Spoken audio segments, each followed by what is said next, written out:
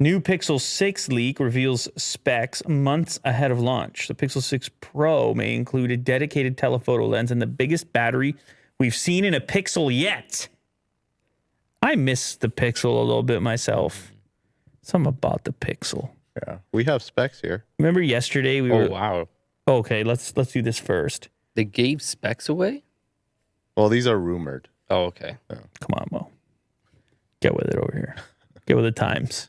Everything is... So we don't really... Everything is leaked and then re-leaked and then new specs are leaked. And then we all talk about it. Right. Yeah, it's quite the cycle to it. But you remember we were looking at all those... You had the Chromecast hooked up and we were looking at all those shot on Pixel Images, photos. yeah. I was like, you know what, man? I took some nice photos with those Pixels. Mm-hmm. So I kind of miss the Pixel lifestyle a little bit. Anyway, here are the rumored specs. 6.4-inch Samsung-made AMOLED display. There's one of those companies making OLED displays that I mentioned earlier, Samsung. 8 gigs of RAM, 128 or 256 storage, 8-megapixel selfie, 50-megapixel primary camera, and a 12-megapixel ultra-wide. 4,614 milliamp hour battery.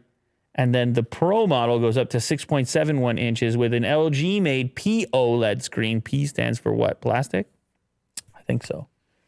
Plastic OLED.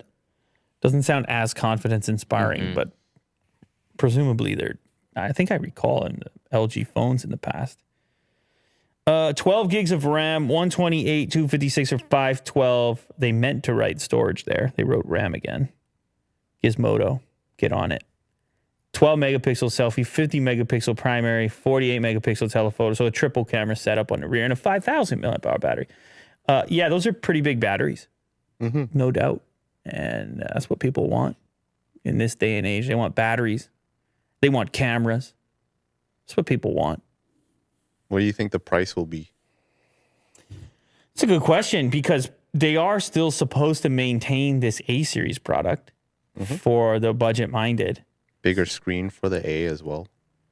Yeah, so, Most of the time, so these should have relatively premium price tags. I mean, it does depend on what chipset they go for, and they didn't list it in there. But they're probably going to be a little pricey, like north of, I don't know, 800 or something. Something like that. Seems reasonable. We'll have to wait and see. You got to see what the chipset is first. But, you know, around here, when the Pixel comes out, all of a sudden we do get excited about a Pixel. And it's also, I feel the need to reiterate here, it's also the idea of the unadulterated Android experience, the Android experience direct from Google, the most recent, current, unskinned Android experience is always a fresh kind of thing to engage with. Yeah. Hopefully they have like one nifty feature. You just brought Nifty on the show? Mm-hmm. They usually do. It's one of them like... what do you mean by nifty feature? Well, I'm always a big fan of the caller ID, where they would like, you know, when someone calls, it would tell you, it would be like an assistant. It would tell you what they said, and then you can just kind of have options of responding. And then the assistant would actually say it to them. So you don't even have to be on the call. Oh. Yeah. I did not know this. Cool. Cool feature. Yeah. So yeah, hopefully they come up with something cool. Something nifty. Something nifty. Yeah. Really enjoying that dialogue there. It was good stuff. Yeah. We just start talking for the rest of the show. It was good. Because he's talked about that feature before in the past. Big fan. And I don't know. I don't remember when they announced it. It was like maybe Google I/O or something. But often it would be with Google, it would be a software feature that debuts maybe alongside the Pixel release.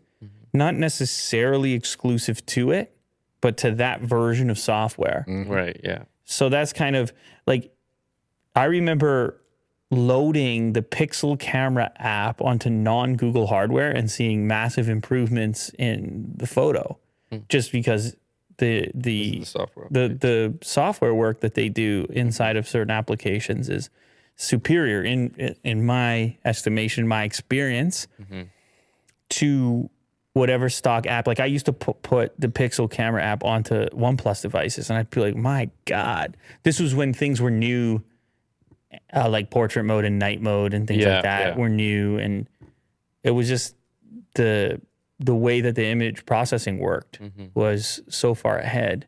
It's of course leveled out a little bit, but I'm with Will. It would be cool to see some unexpected Google feature.